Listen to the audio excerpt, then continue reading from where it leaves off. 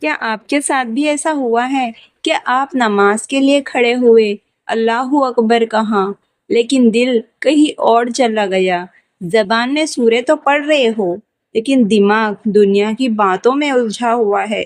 کبھی کام یاد آتا ہے، کبھی کوئی انسان یاد آتا ہے، کبھی پرانے گناہ یاد آتے ہیں، اور کبھی ایسی باتیں جن کا نماز سے کوئی تعلق ہے ہی نہیں۔ پھر نماز ختم ہونے کے بعد دل روتا ہے، یا اللہ، میں تیرے سامنے کھڑا تھا، پھر بھی میرا دل تیری طرف کیوں نہیں تھا؟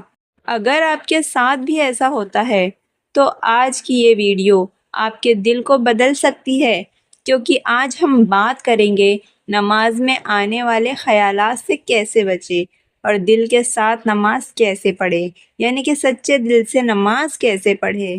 دنیا کا سب سے خوبصورت لمحہ کون سا ہے پتہ ہے؟ جب ایک بندہ اپنے رب کے سامنے کھڑا ہوتا ہے۔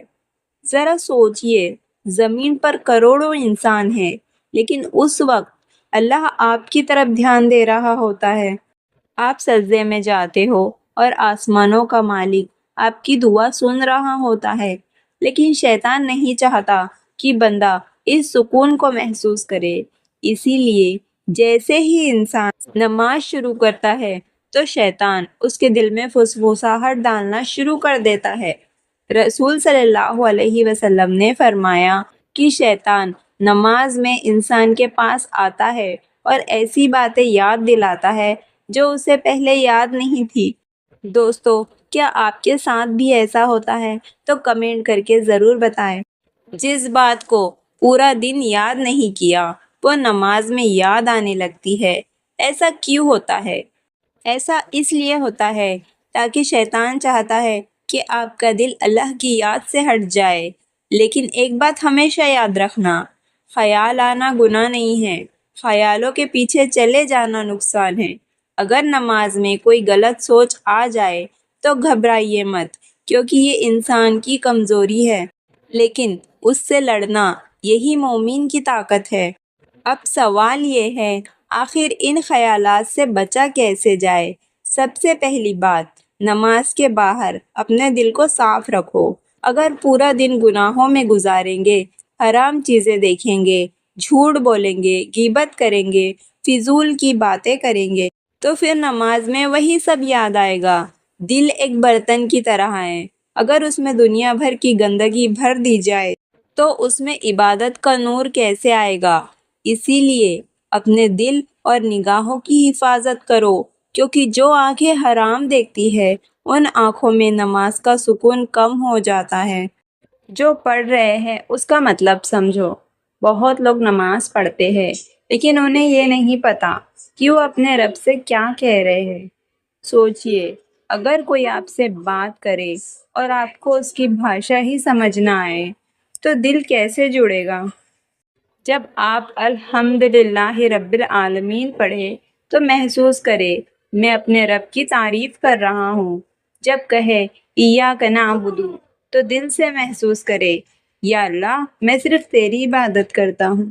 جب سجدے میں جائے تو سمجھے اس وقت میں اپنے رب کے قریب ہوں۔ یقین مانیے، جب نماز کے الفاظ دل میں اترنے لگے تو دنیا کے خیال خود بخود کم ہونے لگتے ہیں۔ تیسری بات یہ ہے کہ نماز میں جلدی مت کرو۔ آج ہم نماز ایسے پڑھتے ہیں جیسے کوئی بوجھ اتار رہے ہو۔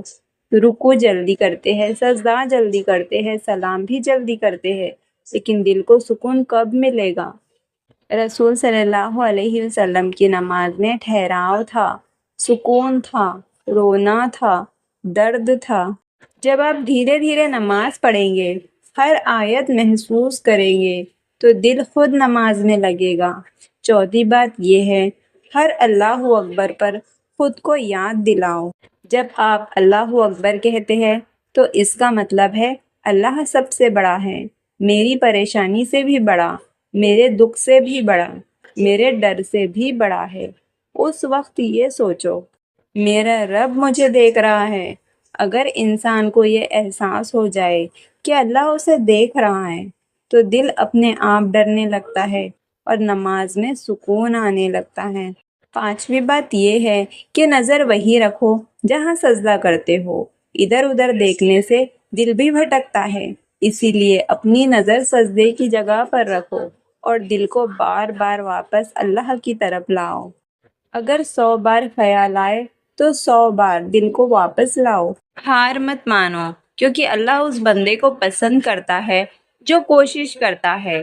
اور اب ذرا یہ منظر سوچئے، ایک دن ایسا آئے گا جب ہماری آخری نماز ہوگی اور شاید ہمیں خود بھی پتہ نہیں ہوگا۔ ایک سجدہ ایسا ہوگا جس کے بعد ہمیں قبر میں اتار دیا جائے گا۔ اس وقت انسان چاہے گا کاش میں نے نماز دل سے پڑھی ہوتی، کاش میں سجدوں میں رویا ہوتا، کاش میں نے اپنے رب سے سچا رشتہ بنایا ہوتا۔ لیکن اس دن کاش کا کوئی فائدہ نہیں ہوگا، اسی لیے آج سے ہی فیصلہ کر لو۔ نماز صرف پڑھنی نہیں ہے، نماز کو محسوس کرنا ہے۔ جب سجدے میں جاؤ تو دل کھول کر رو، اپنے گناہ یاد کرو، اپنے رب سے معافی مانگو، کیونکہ کون جانے کس سجدے پر اللہ آپ کی پوری زندگی بدل دے۔ یاد رکھو، اگر نماز میں بار بار خیال آتے ہیں تو مایوس مت ہونا، کیونکہ شیطان اسی نماز کو خراب کرنے کی کوشش کرتا ہے جو اللہ کے قریب لے جاتی ہے۔ بس کوشش کرتے رہو، ہر نماز پچھلی نماز سے بہتر پڑھو۔ ایک دن آئے گا جب نماز آپ کا سکون بن جائے گی، جب سجدہ آپ کی آنکھوں کے آنسو بن جائیں گے، اور جب دل کہے گا یا اللہ اب مجھے دنیا میں کہیں سکون نہیں ملتا، صرف تیری نماز میں سکون ملتا ہے۔